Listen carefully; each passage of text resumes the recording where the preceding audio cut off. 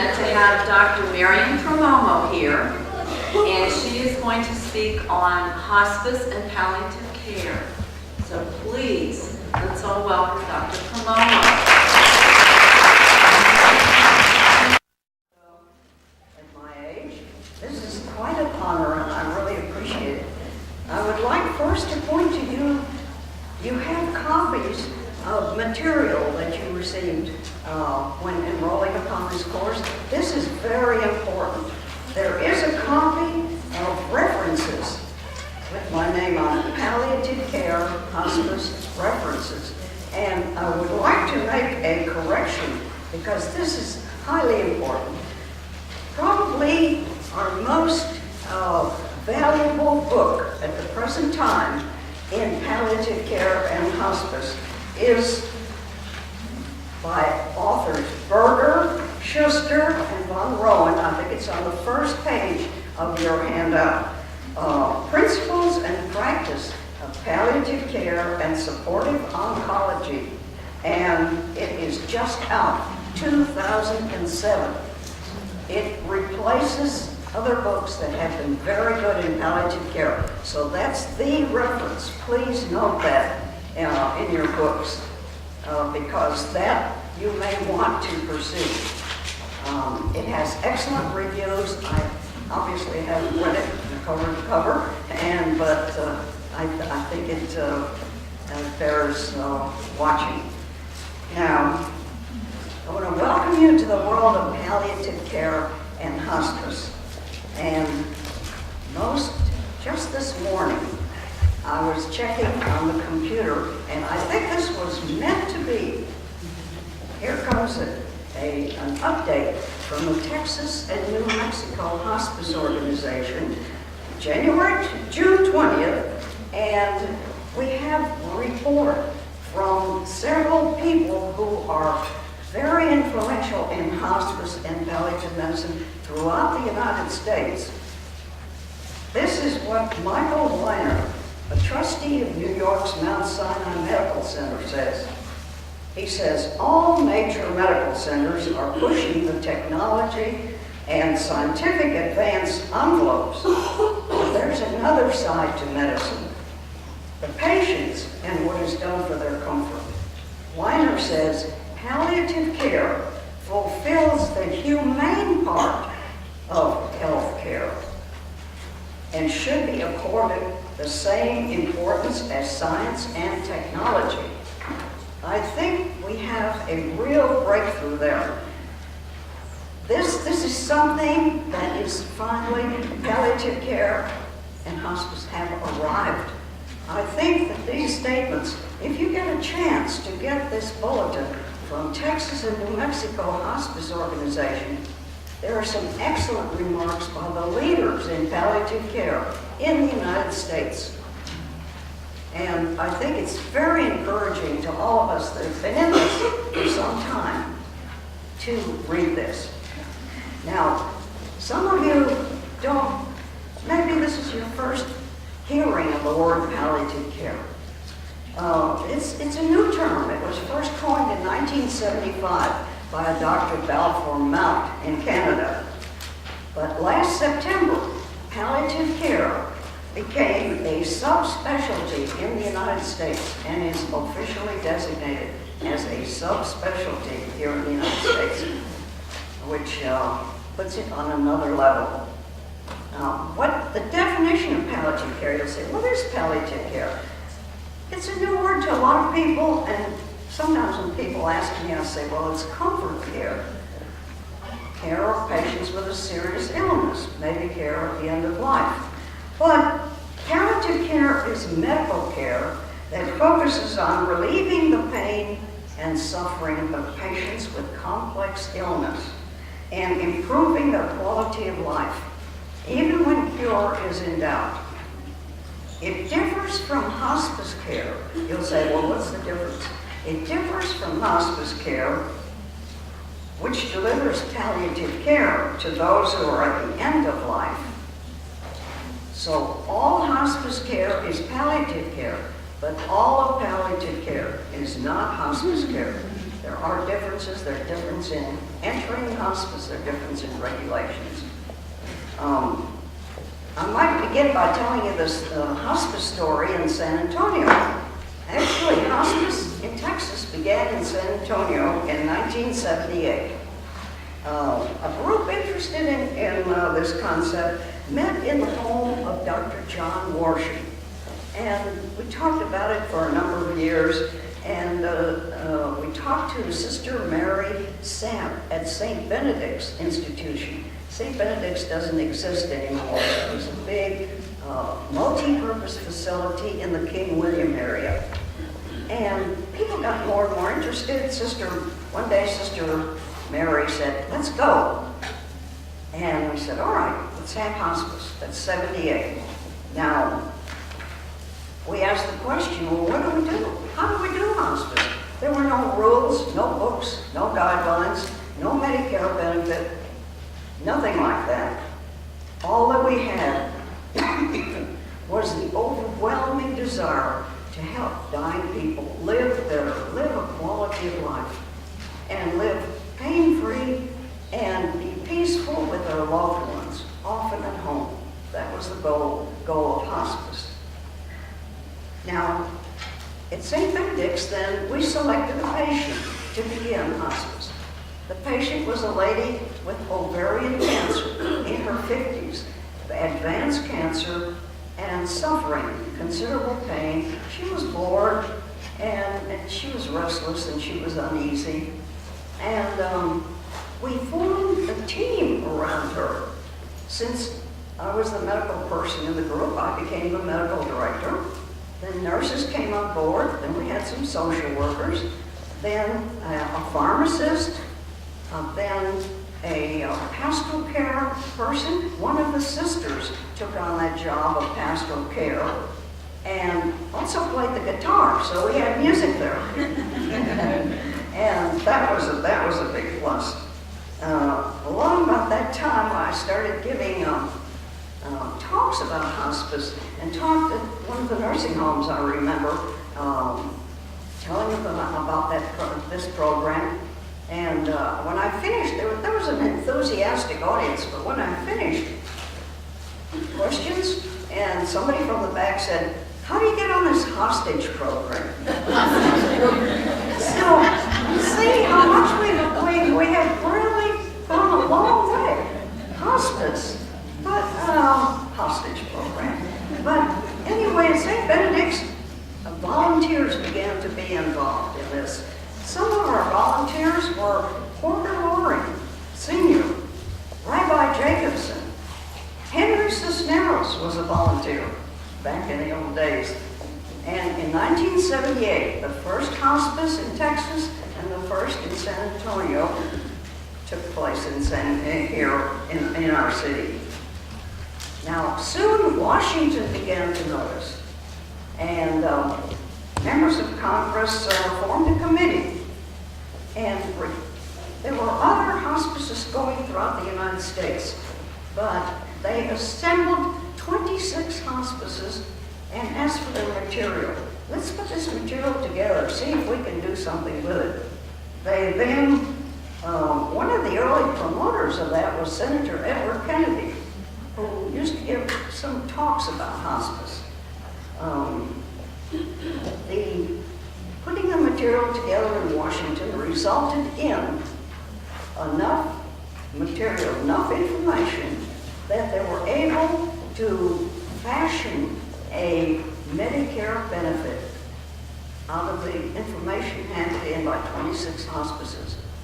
And in 1982, guidelines were established and the Medicare benefit started. Now, as St. Benedict's program moved forward and other programs started taking place in San Antonio, got the attention of the medical school. And for the first time, medical students were instructed in the needs of dying patients, and with faculty guidance were allowed to visit patients in their homes. The Department of Family Practice here took an active part in that. And the students and their patients were just a natural fit I still have newspaper articles that were quite extensive at that time, showing the students visiting a dying patient at home. And it was amazing what a natural, actually pleasant fit this was. We explained to the patients what the students were doing. And some of the patients felt that even in their dying, they were helping doctors learn the art of medicine. I'll never forget it. Nobody will ever forget that. Truly amazing stories of what we did then and what was done in the medical school. Now, many people, patients, found that just by interacting with the students, they had a meaning and a purpose in their life, which made the experience valuable to everyone. Now, in '82, then, first and second year students made house calls. One of my colleagues, who was a first-year medical student at that time, is now working at the VA. He does hospice work, and we saw a patient together. I don't know if I have time to tell you about that patient. It was a very, I'll try to say a few words about it. It was a man in his 50s who had signed himself out of the VA hospital against medical advice because he had cancer of the tongue, and the doctors had told him there was nothing more they could do for him. So he decided, well, they can't do anything more for me. I'll just simply go to my daughter's home and die. He got to his daughter's home, and we saw him. She called hospice, and we saw that he couldn't swallow because he had a lot of reaction to radiation therapy that he had gotten. He had what's called mucositis. His name was Freedy, and he said, I'm ready to die, Doc. He said, just put me out. He stuck his arm out, and I said, Freedy, I don't do that. And he said, that's all right. He says, I'm friends with God. I'm okay. They told me he couldn't do any more. I'm ready to go.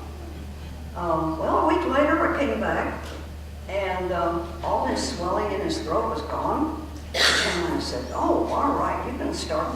He had been taking, he could hardly take water, but he had been, I said, you can take some broth now, and then we'll gradually work up and give you something to eat. Then he said, oh, you don't get it, Doc. I'm not going to eat. I'm going to starve myself. What? Anyway, we got together with that and had quite a few meetings about it. Got together with his daughter and her family and said, now, what is this? First we wanted to see, is he depressed? Is he depressed? Is his mind alteration? No, he wasn't depressed. He was very patient. He was very comfortable. He said, I'm ready to die. I'm not in pain. I called the Texas Medical Society and I said, where am I here? I'm the physician and this patient wants to starve himself to death.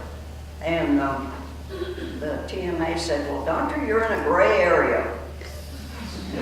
Well, that was not very pleasant to hear. They said, you can get off the case. I said, well, what happens to the patient? Nobody had an answer to that. This patient remained on hospice for 74 days. He did, actually, the cause of death was starvation. But in that 74 days, during which time, of course, many conversations were had with the patient. Here, Freddie, you want something to eat? You want this? You want that? But in that 74 days, there was so much bonding, so much love around all of us, the patient, the family, the hospice members, and I think a couple of the nurses are still practicing in hospice today, that I remember Freddie as a person who was poor, materially poor in life, but was rich in love. At the end of this experience, we were all sprinkled with his love. It was all around us. None of us have ever forgotten it. He taught us what compassion was, what love was. He was a great leader, somebody that will always stay in our mind. So, as hospice went on, though, to get back to our story, we soon found out that we didn't know enough about pain. And the medical school came to the attention of that. And increase in teaching was begun. But at that time, there were no books, no teaching. If you wanted to learn about hospice and palliative medicine, you had to go to Canada or to London. There was nothing, very little in the United States, nothing in Texas. So the attention of the medical school was very welcome. And in the early talks that we had, Dr. Marvin Forland, who was a retired dean, suggested that we create a fellowship. Let's have a fellowship in palliative care and get the education out. So the fellowship began. The fellowship was actually started in 1998. The first fellow to take the training of 1 year was a physician from the community who gave up his practice to become a fellow. He had 20 years in urology. Since that time, the fellowship has graduated 5 fellows. And we have one of the fellows with us today. We may or may not hear from her. But 5 fellows have graduated. The fellowship now still exists, but in a different form. It is now in a multidisciplinary form. It has changed somewhat. It is part of the VA, and it's multidisciplinary. Physicians, nurses, counselors, social workers, pastoral care, sometimes pharmacists, all of these people are involved in the training because it takes, in palliative care, it takes a team to deliver care. It's not one person taking care of the dying. The needs of the dying are great. They cannot be handled by one person. It requires a team. And that is the one place in medicine I think the team is extremely, extremely important. And it's the essence of palliative care. So when the fellowship started then, we began to identify 4 key points as being essential in palliative care. And they were pain and symptom control. Obviously, you have to have a patient who is comfortable, is able to receive whatever palliative care is. The second is good communication, the sharing of feelings, one to the other, the expression of feelings that people sometimes are apt to do most seriously at the end of life. The third key focus of palliative care was a study of ethics, looking at ethical attitudes, advanced directives, durable powers of attorney. I think we had a most recent good example of that with the Terry Schiavo case last year. And the fourth great core value, I might say, of palliative care is spiritual growth, or personal growth, as we call it.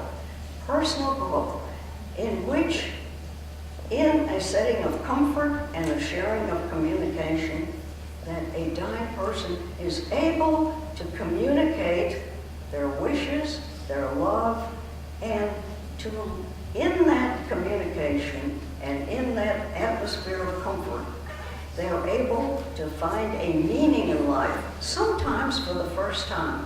And I'll tell you a little bit about that. People, we all look for meaning all our lives, but sometimes it's only at the very end that people really get it, you might say. And that is the experience of many hospice people, the experience of people who are in palliative care. Now, when it comes to pain, I'll say a little bit about each one of these. I always talk too long, but When it comes to pain, we have made gigantic progress. There are many books on pain now. Wonderful. There's something new happening every week. But back in the days when hospice started, Dame Cecily Saunders of England was a pioneer in this field and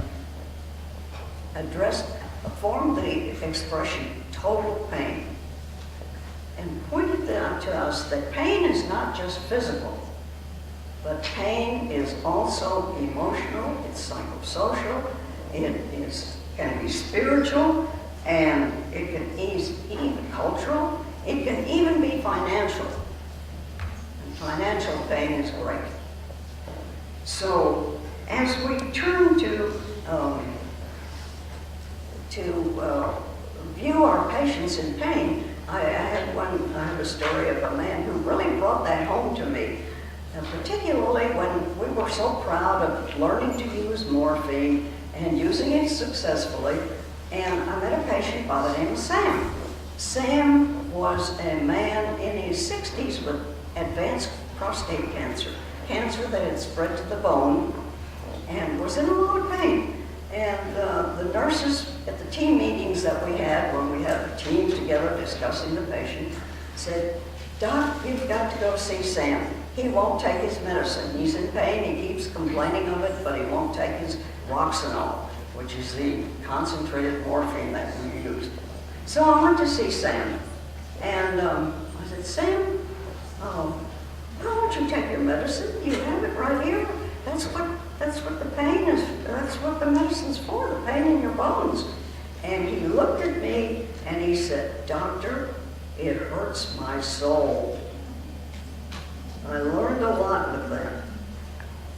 He was telling me that when he took a dose of morphine, it was making him a little fuzzy and he wasn't quite himself and he wasn't in control of himself. "Doctor, it hurts my soul."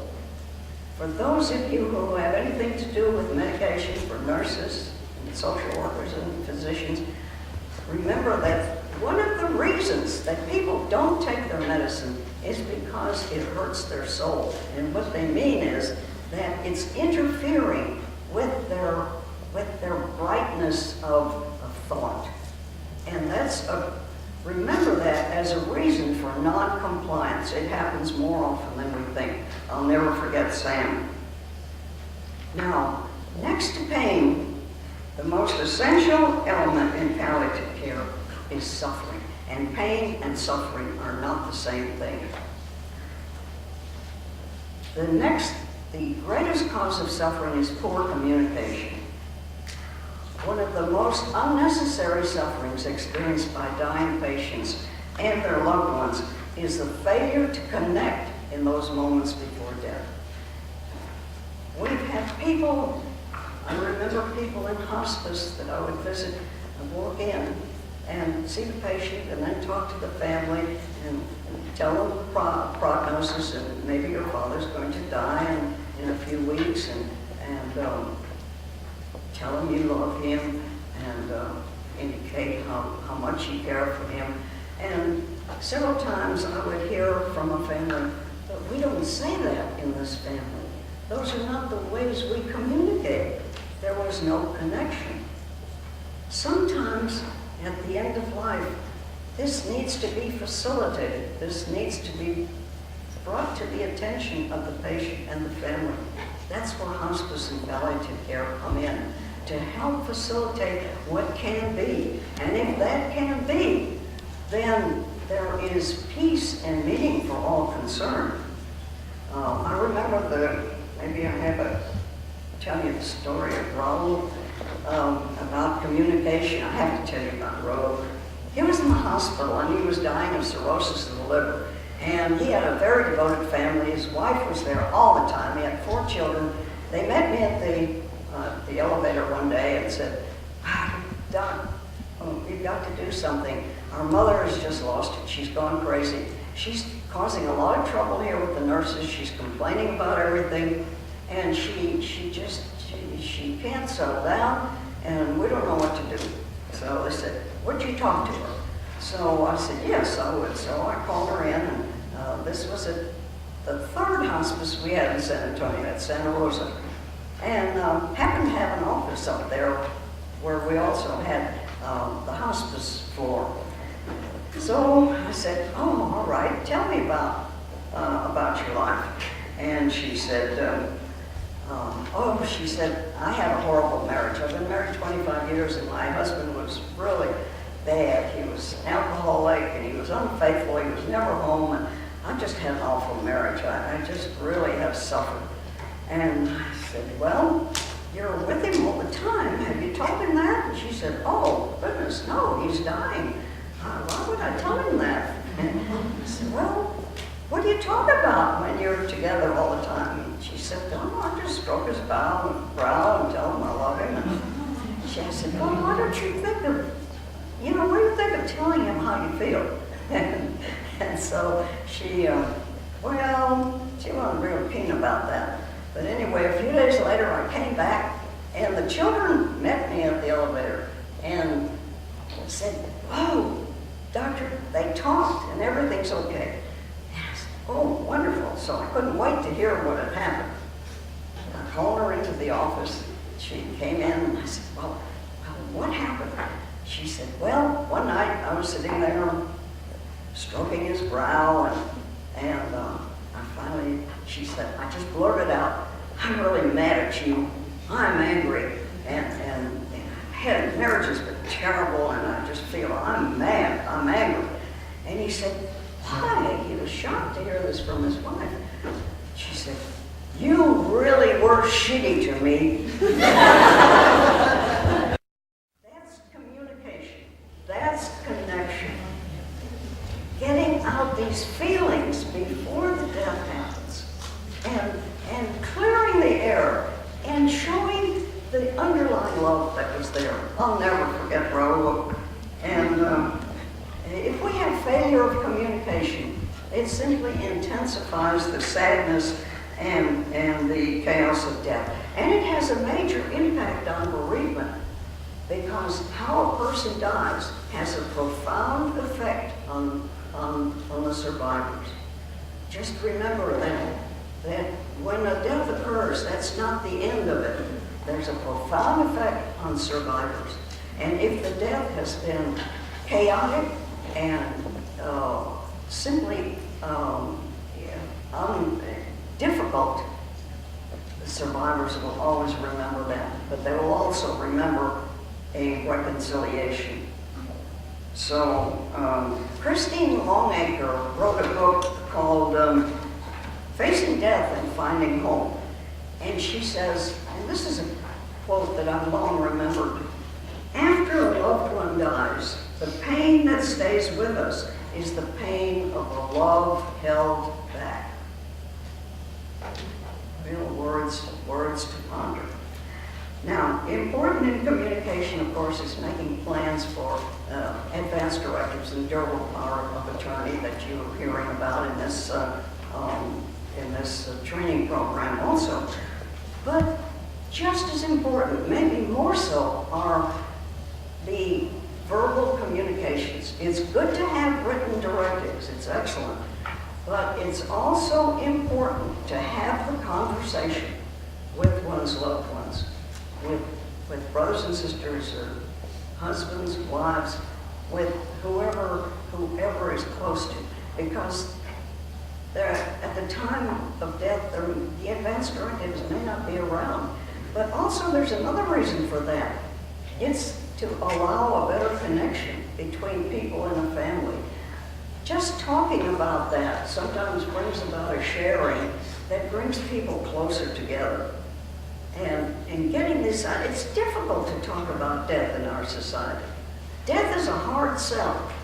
It just doesn't go over very big. But because our training is that we kind of push death to the side. But if people, loved ones, can do this, it makes for a much more peaceful life, a much more fulfilled life. Sharing the truth brings people much closer together. Now, we spoke a little bit about ethical problem. I won't go into that in detail. But one of the ethical responsibilities of the physician, and I speak to medical students and residents, and this is one point we go through quite a bit. One, I consider it our ethical responsibility to help a patient cope with the fear of death. And that's kind of new, because that's not exactly what medical schools have been taught that should be teaching us. I go back to a quote from Dr. Bigelow, who back in 1868 said, a physician's duties are to diagnose illness, to give treatment, to offer relief of symptoms, and to provide safe passage. We need to train medical students and young doctors in providing safe passage. And that's what palliative care is doing. That is safe passage. It never used to have a place in the medical school curriculum, but it does now. And I know I graduated way back when, in the 1940s. We didn't talk about death. We didn't talk about physicians' responsibilities. But the longer I've lived now, the more I've learned. And I do consider this part of the physician's responsibility, as well as others on the team. And of course, nurses, social workers, counselors, we're all a part of that team. But people who are dying seek to be free of the pain and the suffering and the despair and the misery of death. So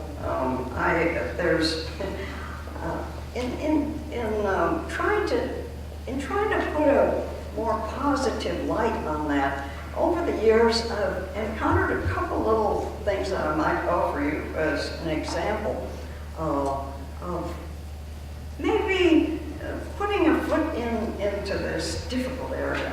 And one of them comes out of Brother David Steindl Rast. He happens to have a website called Gratefulness. There are a lot of other people on it, but Brother David Steindl Rast is a Benedictine brother who does quite a bit of speaking. Sometimes he's in Big Sur, sometimes he's in New York. But he says, pointing out, he says, life is a matter of give and take. He said, we're always takers. First we take a right, then we take a left. Then we take a drink, then we take a course, then we take an exam. Always taking, taking, taking.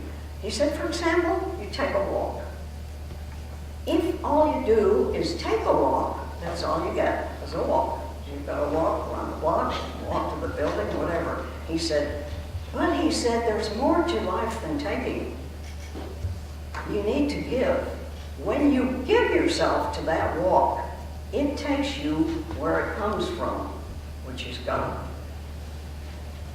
What he means is that if you really have your heart and you observe what you're doing in taking that walk, you look at the sky, it's beautiful, sunny, it's not like today, and you smell the flowers, and you see the children playing, you observe all the things around you that make that walk pleasant. It is giving you something. And whatever you give yourself to, when you give yourself to something, you come out on the other side more alive. Now, to me, that has implications for death. People's ideas about the future and what happens after death are all varied. None of us really know, but we all speculate. But I like this thought that whatever you give yourself, when you give yourself to something, you come out on the other side more alive. I think that has implications for a lot of things. The other thing that I found very interesting when you think about death and the future, is there a future? Are we going to live after death? And nobody's ever come back to tell us anything about that. But we can look at science, we can look at physics, and find that nothing ever really disappears. Energy turns into matter, and matter turns into energy. Nothing ever disappears. So, I don't know what implications that has for our thoughts of death, but to me it's a little consoling. It's a little consoling that nothing ever disappears. We can carry it forward in your thinking and see, toss it around in your head and see what thoughts you get about that. But we've talked now about pain, and we talked about communication, and we talked about ethics a bit. And perhaps all of this is pointing to the real goal of palliative care, which is to gain access to the spirit, to the soul, to the the fourth, but the major goal of palliative care is to gain access to the spirit. Now, I have this definition of spirituality that I've been working on for a few years, and it's been accepted by a lot of people. I tried on all the students, and most of them, I go with that. Not everybody, but see what you think about it. Spirituality may be defined as the unity with all that is, oneself, one's fellow man, and one's God. Or if you don't like the word God, one's divine, one's infinite, or as one of my friends calls it, the force. One's force. I kind of like what he says. Then, it is the connection with that which is beyond the physical, the inner center which unites us with the rest of life. I don't know. Think about it. To me, over the years, this has stayed valid. I've tried this out and say, is that still true? Yeah, I think it's still true. So what we're talking about is the unity. We're talking, and probably one of the most important words in this is connection. We're talking about connection. Never forget the connection, which is essential. In hospice, we got to know patients' religion or non-religion. And there were many people who didn't believe in God that were in hospice. But they say, I'm an atheist, I'm an unbeliever, I'm something. He said, don't talk to me about that stuff. And yet, if we go a little further, many people would say, I don't believe in God, but there is something. So I would capitalize it. They believe in S, big S, something. So once the thoughts are changing, and we're becoming a lot more secular than religious these days. And it's changing pretty drastically. I've been able to see this change since I've lived so long. It's very interesting. But it is, when we think of palliative care, we need also to recognize that in the spiritual area, there's something called spiritual pain. And this is actually was Dame Cecily Saunders' quote that gave rise to all the things that she did with hospice and palliative care. Some people feel angry. Some people who are dying are totally unreconciled. Others will perhaps get things together. But many people will question, what is the meaning of life? What was life all about? And so what this boils down to is a sense, is there a sense of meaning? Is there a sense of worth? And these are addressed as we look at the spiritual issues in palliative care. That's what's addressed. Was this life meaningful?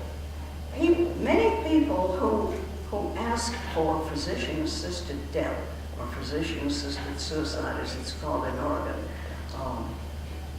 find that their lives are meaningless, hopeless, despairing, that When they've researched in the state of Oregon where this is legal, what was the cause of that? It was not pain, not physical pain. It was existential pain for the most part. Existential pain is nothing that is physical, but it is real suffering. It is intense suffering. Now, for some people, a strong religious belief is very comforting, and that is good support for them. But during a time when people have become more secular, we are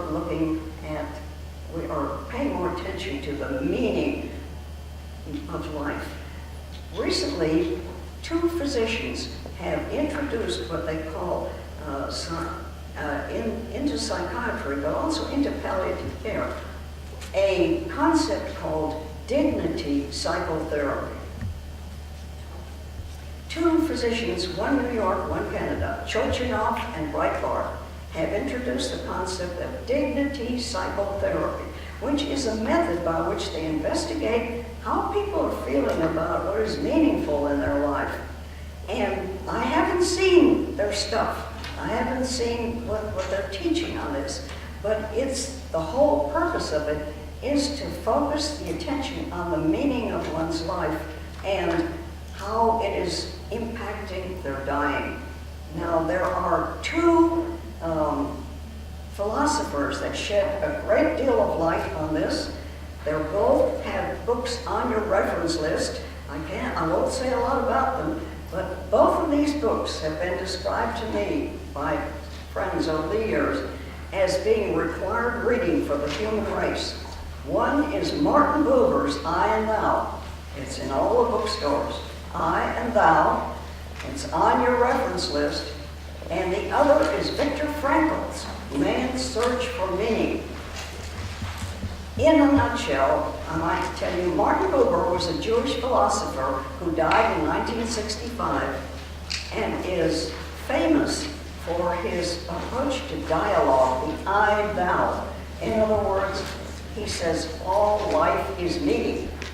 Meeting, M-E-E-T-I-N-G. All life is meeting. That real living occurs in the encounter between 2 authentic individuals. Now, there's a lot more to it than that. Viktor Frankl is a Holocaust survivor. He was a Holocaust survivor. He died in 1997.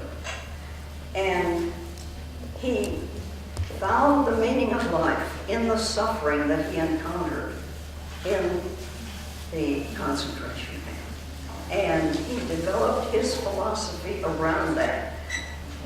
What he developed was not only the meaning of life that came out of the suffering that he experienced by caring for others. He found that meaning was associated with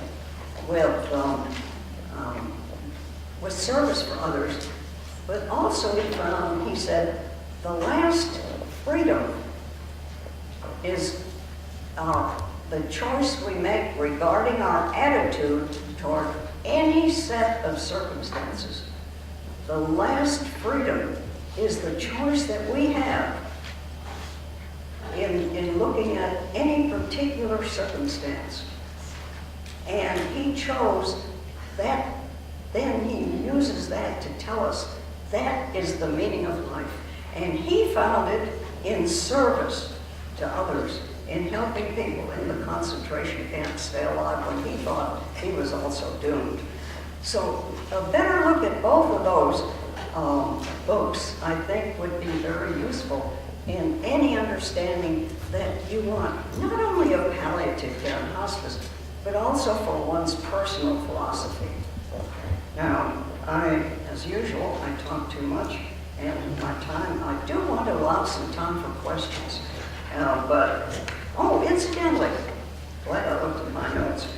You can also hear some of our speakers these days on television, our motivational speakers.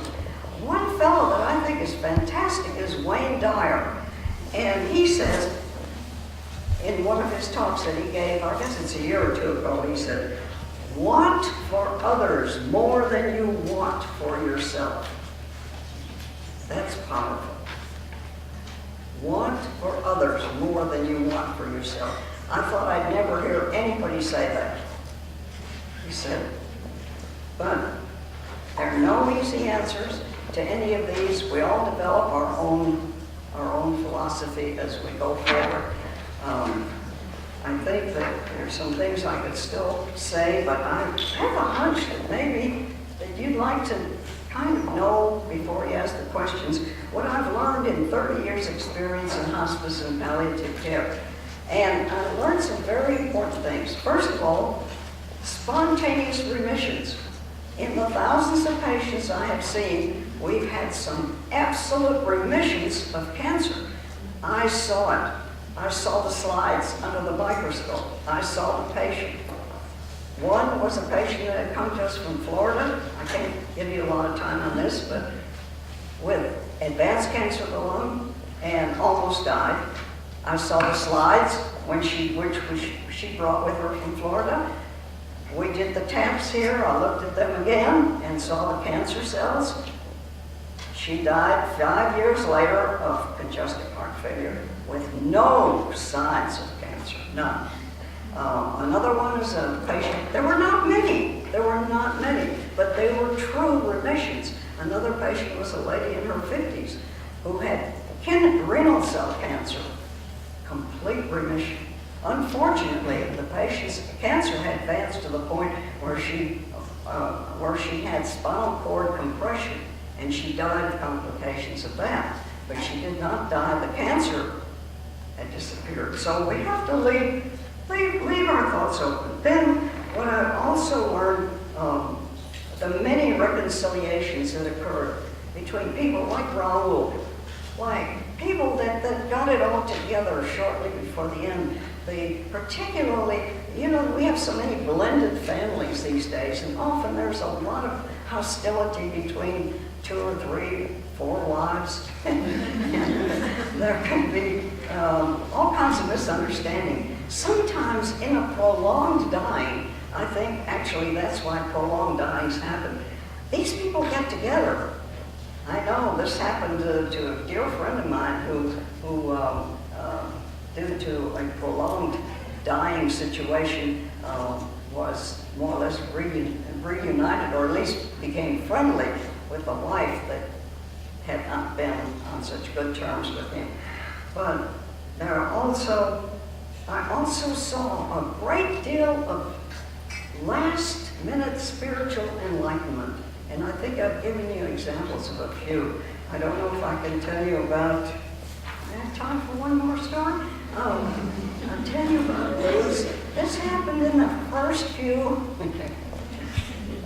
Is my watch the same as yours? 10 up. In the first years of hospice, a very prominent member of San Antonio Society, very nice person, very good family, very, very good people, had cancer and was dying.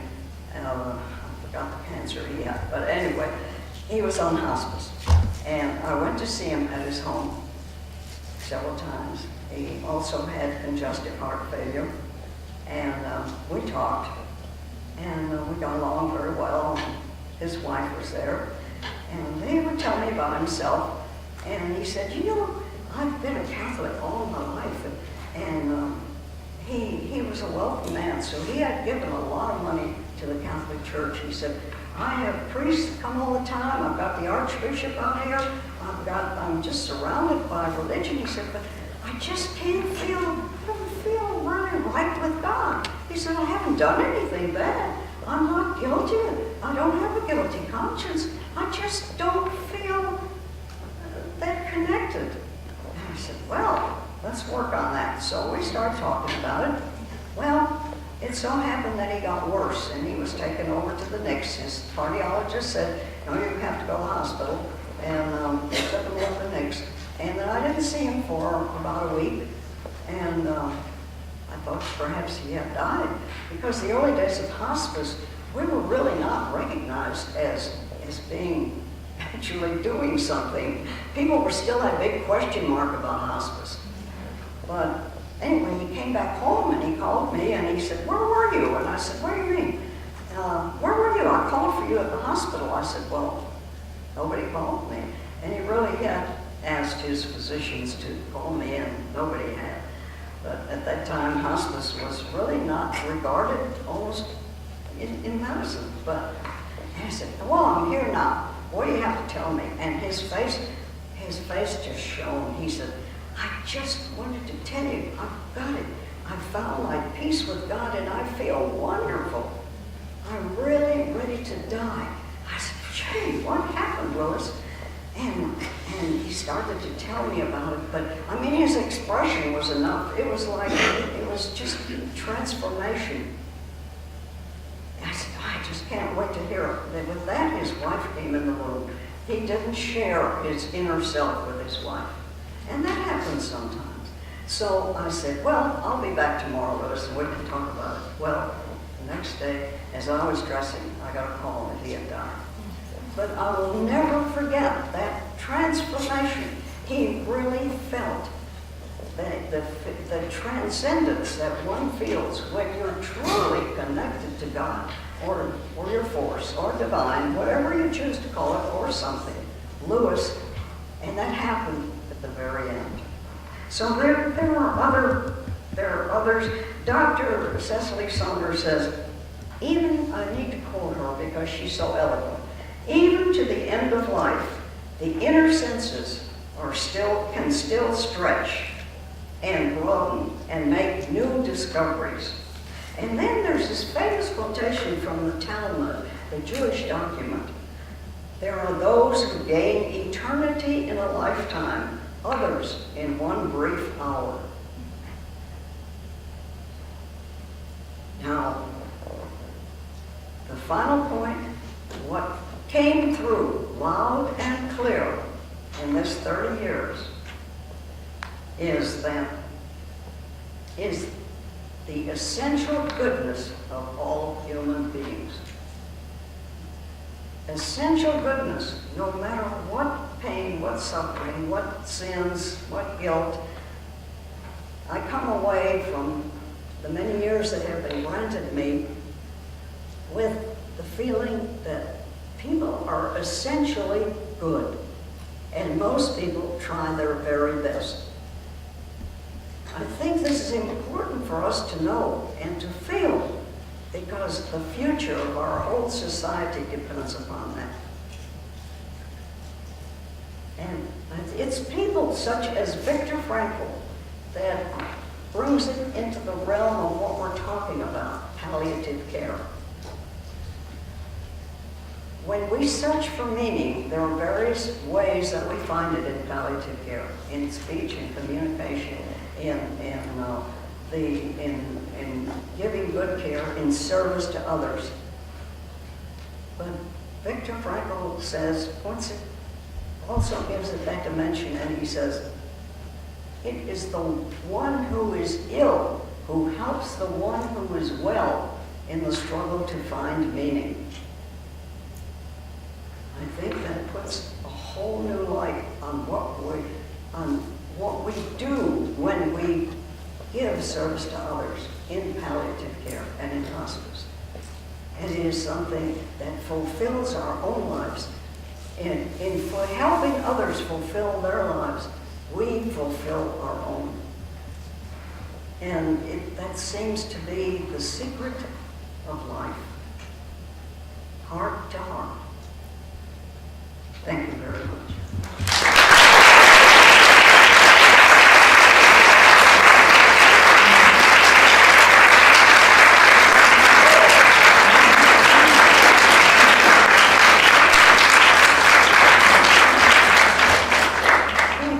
Thank you. I feel understood. Thank you for the honor. Thank you for the honor. Are there any questions? Yes.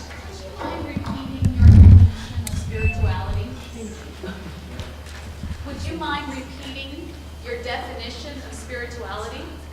Oh, spirituality? All right. Yes, and let me, I know it by heart, but I still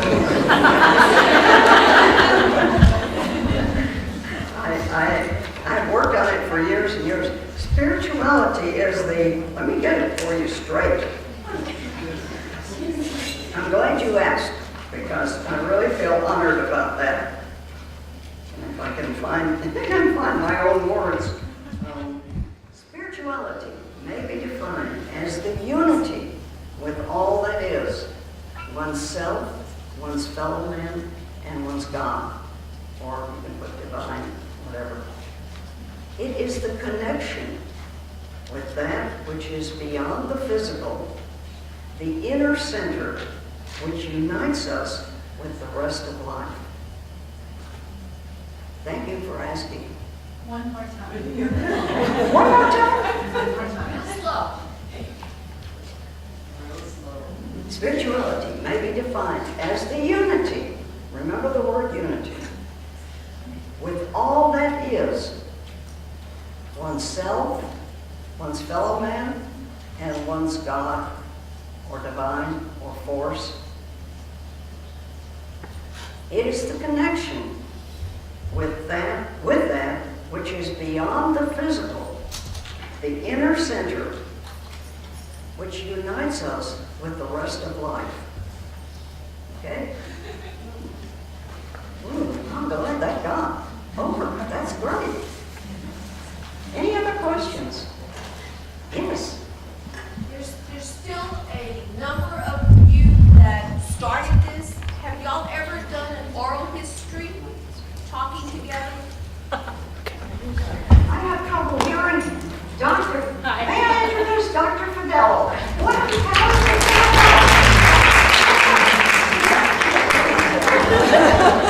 She is going to. She's a little bit hard of She's going to be hearing. my ears. Can you repeat the question? Yeah, I just wanted to know if several of the people that started this way back, ever have gotten together and done an oral history to document the story. She's wondering if anybody ever did an oral history to document the story.